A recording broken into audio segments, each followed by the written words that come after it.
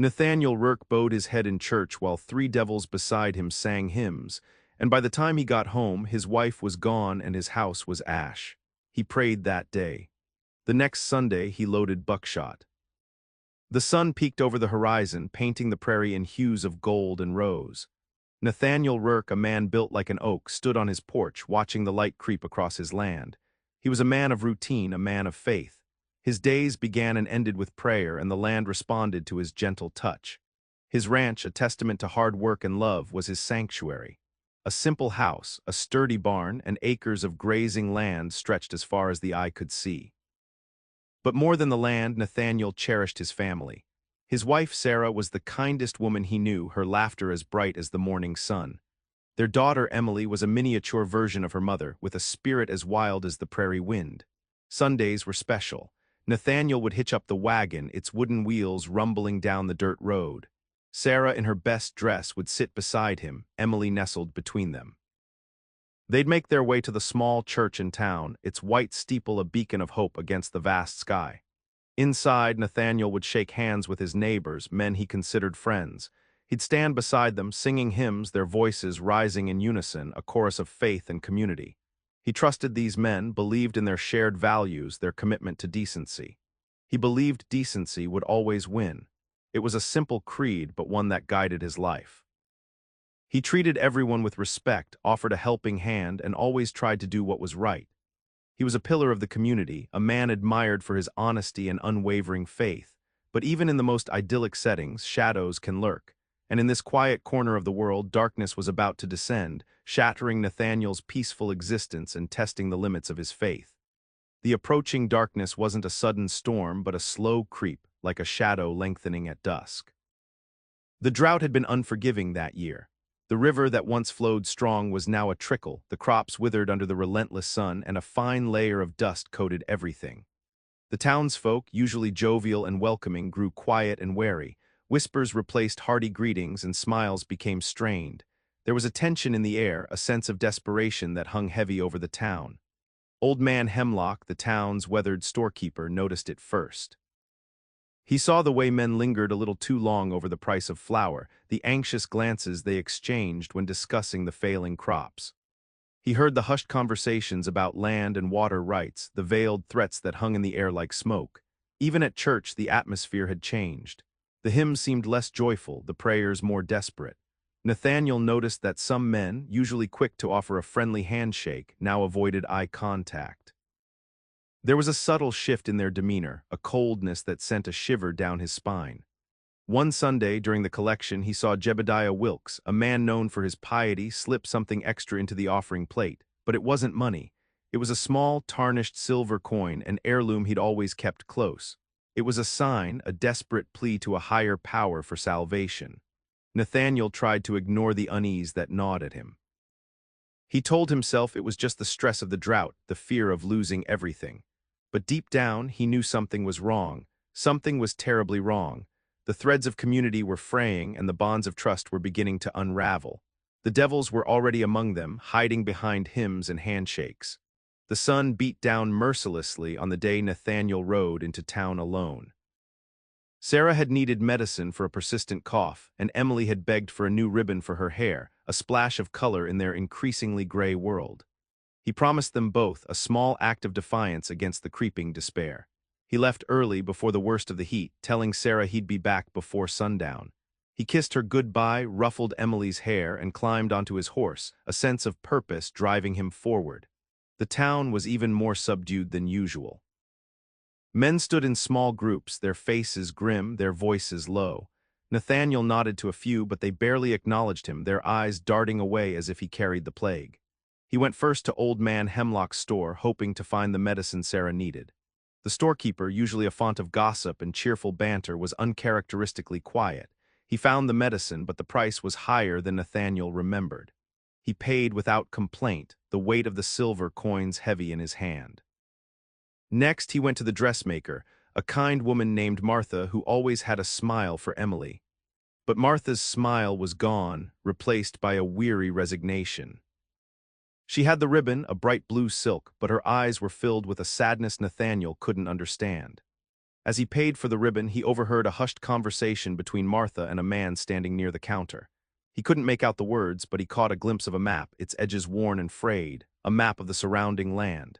He shook off the unease, attributing it to the general atmosphere of anxiety. He finished his business, promising Martha he'd bring Emily by to show her the ribbon. He mounted his horse, the medicine and ribbon tucked safely in his saddlebag, and turned for home, eager to return to his family and the sanctuary of his ranch, unaware that the haven he sought was about to be consumed by flames. He trusted these people he shouldn't have. The ride back felt longer, the sun hotter, the air thicker with foreboding. He urged his horse onward, a growing knot of anxiety tightening in his chest. He pictured Sarah's smile, Emily's bright eyes, and the thought of seeing them again spurred him forward. As he crested the final hill overlooking his ranch, he stopped dead. The scene below was a nightmare painted in shades of black and gray. Smoke billowed into the sky, choking the air. The house, the barn, everything was engulfed in flames. He kicked his horse into a gallop, the wind screaming in his ears, the ground blurring beneath him.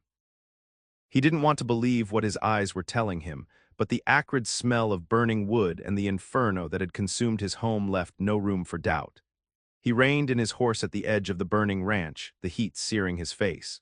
He leaped from the saddle, shouting Sarah's and Emily's names, his voice hoarse with terror. But only the crackling of the flames and the mournful wail of the wind answered him. He stumbled through the wreckage, his heart pounding in his chest, searching frantically for any sign of life. The house was nothing but a charred skeleton, the barn a smoldering ruin. There was no sign of Sarah, no sign of Emily. He sank to his knees, the weight of the world crushing him. His home, his family, everything he held dear, gone in an instant, stolen by a fire that burned hotter than hell. The man who believed in decency, in fairness, in the inherent goodness of his neighbors, was now faced with the ultimate betrayal. His faith, once a beacon, flickered like a dying ember in the face of unimaginable loss. He was alone, surrounded by ashes, his world reduced to smoke and despair. He had trusted these people, they had taken everything. As the sun began to set, casting long, eerie shadows across the ravaged land, a flicker of something other than despair ignited within Nathaniel. It was a spark of cold, hard determination. He wouldn't succumb to grief. He wouldn't let the devils who had done this win. He would find Sarah and Emily, and he would make them pay. He began to search the perimeter of the ranch, his eyes scanning the scorched earth for any sign, any clue. The fire had destroyed much, but it couldn't erase everything. Near the edge of the woods, he found a broken piece of blue silk, identical to the ribbon he had bought for Emily. His heart clenched, but he pressed on. Further into the woods, he discovered tracks, not just horse tracks, but the distinct imprint of boots, several men moving quickly, deliberately. They led away from the ranch, heading towards town, and then he saw it. A small silver locket lying half buried in the dirt. It was Sarah's, a gift from her mother, engraved with her initials. He picked it up, his fingers tracing the delicate inscription. The locket was open and the tiny photograph inside was gone, but there was something else. A faint scent clung to the locket, the distinct aroma of pipe tobacco, the kind smoked by only a few men in town. He knew that scent. He smelled it every Sunday right there in church. He stood up, his face a mask of grim resolve. The trail was clear. The evidence was undeniable. The men who had sat beside him in the pews, singing hymns and pretending to be righteous, were the same men who had destroyed his home and taken his family. The men he had trusted were the devils in disguise. The drought wasn't the only thing driving them. They wanted his land, they wanted his water rights, and they were willing to do anything to get them. Nathaniel now knew exactly who to thank for his desolation. The night deepened, cloaking the ravaged ranch in darkness. The flames had died down to embers, casting an eerie glow on the scene of devastation.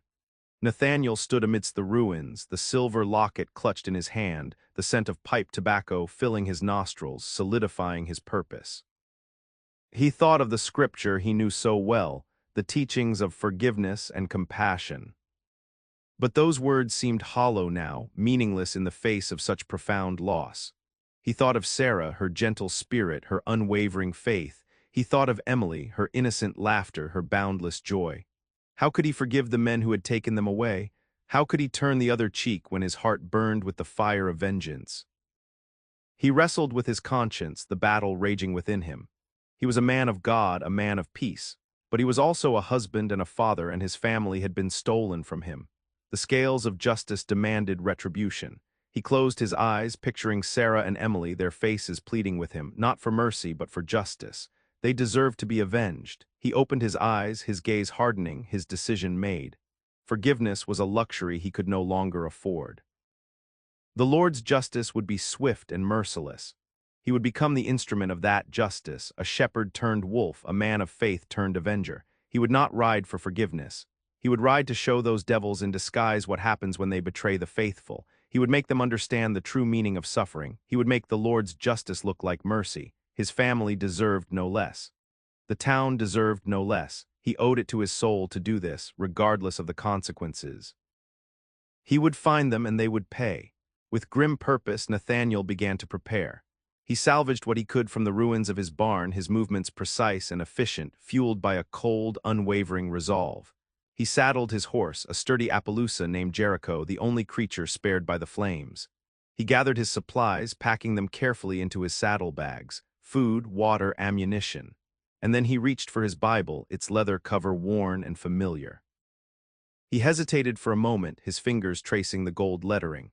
It felt strange to be carrying the word of God alongside the tools of vengeance, but he knew he couldn't leave it behind. It was a part of him, a reminder of who he once was and perhaps a guide for who he was about to become. He placed the Bible in one saddlebag, its weight a silent counterpoint to the shotgun he placed in the other. The shotgun was an old Winchester, a reliable weapon he had used for hunting and protection. He cleaned it meticulously, checking the action, loading the shells. He knew he might have to use it, and he wanted to be ready. He looked around at the ruins of his ranch, a final farewell to the life he had known. He took a deep breath, the scent of smoke and ash filling his lungs. He was leaving behind everything he had ever loved, everything he had ever believed in. He was riding into the darkness, a lone figure seeking justice in a world that had turned its back on decency. He climbed onto Jericho, his face set, his eyes fixed on the horizon. He had a long ride ahead of him, a dangerous path to follow, but he wouldn't falter. He wouldn't rest until he had found the men who had destroyed his life and made them pay for their sins.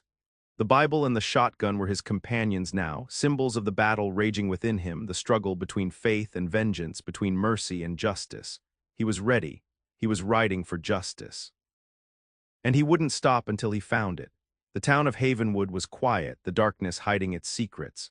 Nathaniel rode in slowly, Jericho's hooves muffled by the dusty road. He knew the men he sought were here, hiding behind their facades of piety and respectability. He stopped at the edge of town, surveying the scene. The saloon was dimly lit, music spilling out into the night. A few houses showed signs of life, lamplight flickering behind closed curtains. He could feel their eyes on him, watching from the shadows, sensing the storm that was about to break. He dismounted Jericho, tying him to a hitching post. He walked towards the saloon, his boots echoing in the silence. He pushed open the swinging doors, the sudden burst of noise and light momentarily blinding him. The saloon was crowded, filled with men drinking and gambling. He scanned the room, his gaze unwavering, searching for the faces he knew so well. And then he saw him. Jebediah Wilkes, the man who had slipped the tarnished coin into the offering plate, sat at a table in the corner, nursing a glass of whiskey. Nathaniel walked towards him, his movements deliberate, his face expressionless. The music faded, the conversations died down, all eyes turning to him. He stopped in front of Wilkes' table, his shadow falling across the man's face. "Jebediah," he said, his voice low and dangerous. "We need to talk." Wilkes looked up, his eyes widening in fear. He knew why Nathaniel was here. He knew what was coming. "Rourke," he stammered, his hand trembling as he reached for his gun. "I don't know what you're talking about." Nathaniel didn't hesitate. He grabbed Wilkes' wrist, stopping him from drawing his weapon. His grip was like iron, his strength surprising. He pulled Wilkes from his chair, dragging him towards the door. "Outside, Jebediah," he said, "it's time to answer for what you've done." The Lord's justice was about to arrive in Havenwood. Outside, the cool night air offered no solace. Nathaniel shoved Wilkes against the wall of the saloon, the rough wood digging into his back. The other men from the saloon spilled out onto the street, forming a circle around them, their faces a mixture of fear and morbid curiosity. "Tell me where they are, Jebediah," Nathaniel demanded, his voice a low growl. "Tell me where Sarah and Emily are." Wilkes' face was pale, his eyes darting nervously. I don't know what you're talking about, Rourke, I swear." Nathaniel's grip tightened on Wilkes' shirt. Don't lie to me, Jebediah. I found the locket. I know it was you and your friends. Where are they? Wilkes remained silent, his lips pressed tightly together. Nathaniel's patience snapped. He drew back his fist and punched Wilkes in the face, the force of the blow sending him sprawling to the ground. Wilkes groaned, clutching his nose. Blood trickled between his fingers. Nathaniel stood over him, his eyes blazing. "I'm not going to ask again, Jebediah," he said. "Tell me where they are, or I promise you'll regret it." Wilkes looked up at Nathaniel, his eyes filled with terror. He knew that Nathaniel was capable of anything. He had seen the fire in his eyes, the unwavering resolve. He knew that Nathaniel wouldn't hesitate to kill him. They're at the old Miller place," Wilkes stammered, his voice trembling. "About 5 miles north of town. Please, Rourke, don't hurt me. I just did what I was told." Nathaniel stared down at Wilkes, his face a mask of cold fury. He believed him. He knew that Wilkes was just a pawn in a larger game, but that didn't excuse what he had done. Without another word, Nathaniel turned and walked towards Jericho, leaving Wilkes lying on the ground, bleeding and whimpering. He mounted his horse, his gaze fixed on the north, the old Miller place. He knew where he was going, and he knew what he had to do. He spurred Jericho forward, riding into the darkness, leaving the stunned silence of Havenwood behind him. Justice would be served. The ride to the old Miller place was a blur of darkness and determination. The moon was hidden behind thick clouds, making the landscape treacherous. Jericho moved steadily, his hooves sure-footed on the rocky terrain. Nathaniel gripped the reins tightly, his eyes scanning the horizon, his senses on high alert. As he neared the abandoned farmhouse, he slowed Jericho to a walk, listening for any sign of life. The air was still heavy with the scent of dust and decay. He dismounted, tying Jericho to a gnarled oak tree. He drew his shotgun, its cold steel reassuring in his hand. He approached the farmhouse cautiously, his footsteps silent on the dry earth.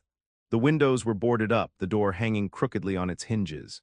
He could hear voices inside, muffled but distinct. He peered through a crack in the door, his heart pounding in his chest. He saw them. Sarah and Emily tied to chairs in the center of the room. They looked scared but unharmed. Standing guard over them were 2 men. He recognized them instantly, Silas Blackwood and Caleb Stone, men who had sat beside him in church, men he had considered friends. Silas was pacing nervously, his hand resting on the butt of his pistol. Caleb was sitting by the window, smoking a cigarette, his eyes fixed on the darkness outside. Nathaniel took a deep breath, steeling his nerves. He knew what he had to do. He couldn't risk a direct assault. He needed a plan. As he was formulating his strategy, he heard the sound of horses approaching. He ducked behind a bush, his heart pounding in his chest. 2 riders emerged from the darkness, their faces obscured by shadows. They dismounted, talking in hushed tones. Nathaniel recognized their voices. It was Jedediah Wilkes and another man he didn't recognize. "We need to get out of here," Wilkes was saying, his voice trembling. "Rourke knows he's coming." "Don't be a fool, Jebediah," the other man said, his voice cold and menacing. "We're not leaving until we get what we want." Nathaniel knew then that this was the leader, the mastermind behind it all, and he was about to make a very big mistake. He moved silently through the scrub brush. They haven't seen anything yet. Before Nathaniel could act, a wave of memories crashed over him, revealing the truth he had been too trusting to see. Flashback asterisk. A year ago, a wealthy businessman from the East, Mr. Sterling, arrived in Havenwood. He claimed to be interested in investing in the town, but Nathaniel sensed something else, a hidden agenda. Sterling approached Nathaniel, offering him a large sum of money for his land, claiming it was strategically located for a new railway line. Nathaniel refused. His land wasn't for sale. It was his family's legacy, his livelihood, his home. Sterling's smile turned cold. He hinted at difficulties Nathaniel might face if he didn't cooperate. Soon after, the drought intensified. Wells started drying up, crops failed. The townsfolk grew desperate. Sterling reappeared, offering to buy up struggling ranches, promising to bring prosperity back to Havenwood. He started whispering in the ears of men like Wilkes, Blackwood, and Stone, preying on their fears, promising them wealth and security if they sided with him. He showed them maps, pointing out the potential value of Nathaniel's land if it was part of a larger development. He spoke of water rights, of controlling the flow of the river, of becoming powerful men. He fueled their greed, exploiting their desperation. He turned them against Nathaniel, painting him as an obstacle to progress, a stubborn old man standing in the way of their future. He promised them a share of the profits, a piece of the pie.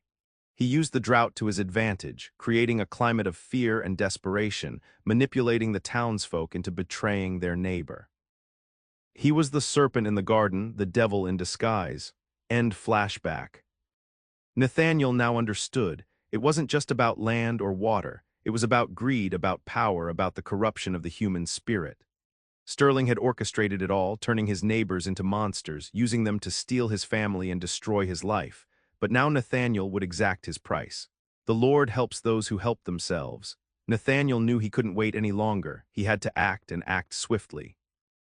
Sterling's lackey, the one he didn't know, stood a little apart from the others, his back to Nathaniel. This was his chance. He moved with the speed and precision of a man far younger, a lifetime of hard work and righteous anger fueling his movements. He circled around the back of the farmhouse, using the shadows as cover. He reached the window where Caleb Stone was sitting, his eyes still fixed on the darkness.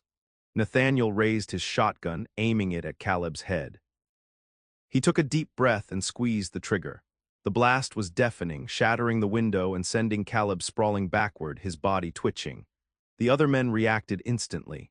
Silas Blackwood drew his pistol, firing wildly in the direction of the shattered window. Sterling's man shouted orders, trying to regain control of the situation. Nathaniel kicked in the door, bursting into the farmhouse, his shotgun raised. Silas fired again, the bullet whizzing past Nathaniel's head. He ducked, taking cover behind an overturned table. Sarah and Emily screamed, their eyes wide with terror. Nathaniel knew he had to get them out of there. "Stay down," he shouted, his voice hoarse. "I'm going to get you out of here." He peeked over the table, spotting Silas Blackwood reloading his pistol. This was his chance. He stood up, aiming his shotgun at Silas' chest, but before he could fire, Sterling's man grabbed Sarah, holding a knife to her throat. "Drop the gun, Rourke," he shouted, his voice cold and menacing, "or I'll kill her." Nathaniel froze, his heart sinking. He was trapped. He couldn't risk Sarah's life. He slowly lowered his shotgun, his hands trembling. This was exactly where the serpent wanted him. He could see the satisfaction in the man's eyes. It was a trap all along. Sterling's man, a cruel glint in his eyes, sneered at Nathaniel. "That's better, Rourke. Now let's talk about your land." Nathaniel stood frozen, his mind racing. He could try to overpower them, but that would risk Sarah's life. He could give them what they wanted, sign over his land, and hope they would let his family go. But he knew that was a fool's hope. These men were driven by greed and malice. They wouldn't stop until he was completely destroyed. He looked at Sarah, her eyes pleading with him. He looked at Emily, her face pale with fear. He knew what he had to do. "What do you want, Sterling?" Nathaniel asked, his voice steady despite the turmoil raging within him. Sterling stepped forward, his smile widening. "It's simple, Rourke. Sign over your land and I'll let your family go. Refuse, and I'll slit your wife's throat right in front of you." Nathaniel hesitated, his conscience warring with his instincts. He was a man of faith, a man who believed in the sanctity of life. Could he condemn these men to death, even after everything they had done? He looked at his Bible, still tucked safely in his saddlebag. He thought of the teachings of forgiveness, of turning the other cheek. But he also remembered the stories of righteous anger, of God's wrath against those who preyed on the innocent. He closed his eyes, whispering a silent prayer. He asked for guidance, for strength, for the wisdom to make the right decision. When he opened his eyes, his gaze was resolute. He knew what he had to do. He had to trust in the Lord, and he had to trust in himself. He would not be a victim. He would not be a pawn. He would be the instrument of God's justice. "I'll sign the deed," Nathaniel said, his voice clear and strong, "but on one condition." This was his one shot. He had to take it. Sterling raised an eyebrow, intrigued. "And what condition is that, Rourke?" "I sign the deed," Nathaniel said, his voice steady. "But you let Sarah and Emily go, right now. Let them walk out of here and I'll sign it." Sterling hesitated, considering the offer. He glanced at his man, who tightened his grip on Sarah. "I don't know, Rourke," Sterling said, his eyes narrowing. "That seems a little risky. What's to stop you from coming after us once they're gone?" "My word," Nathaniel said, his voice ringing with sincerity. "I give you my word as a Christian man. Let them go, and I won't lift a finger against you." Sterling studied Nathaniel's face, searching for any sign of deceit. He saw nothing but unwavering resolve. All right, Rourke, Sterling said, finally relenting. You have a deal, but one wrong move and I'll kill them both myself. He nodded to his man, who reluctantly released Sarah. She ran to Nathaniel, embracing him tightly, Emily clinging to her side. Get out of here, Nathaniel whispered, his voice choked with emotion. Go to town, find old man Hemlock, tell him what happened. Sarah hesitated, her eyes filled with fear. But what about you, Nathaniel? Don't worry about me, he said, forcing a smile. I'll be all right, just go. Sarah nodded, grabbing Emily's hand and running towards the door. They disappeared into the darkness, leaving Nathaniel alone with Sterling and his remaining henchman, Silas Blackwood. Now then, Rourke, Sterling said, his smile returning. Let's get down to business. He pulled out a deed from his coat pocket and handed it to Nathaniel, along with a pen. Nathaniel took the deed, his hands trembling slightly. He looked at Sterling, his eyes filled with a mixture of grief and determination. There's one more thing, Sterling, Nathaniel said, his voice low and dangerous. Before I sign this deed, I want you to know why I'm doing this. Sterling chuckled. Oh, I think I know exactly why, Rourke. You're doing it for your family. No, Sterling, Nathaniel said, his eyes blazing with righteous anger. I'm doing it because you. I'm doing it because you underestimated me, Sterling, Nathaniel continued, his voice rising. You thought you could buy these men, manipulate them into doing your dirty work. You thought you could take my land, my family, my life, and get away with it. But you were wrong. He threw the deed on the table, his eyes blazing with righteous fury. I'm not signing anything, Sterling. I'm not giving you what you want. I'm taking it back. Before Sterling could react, Nathaniel reached for his shotgun, which was leaning against the wall.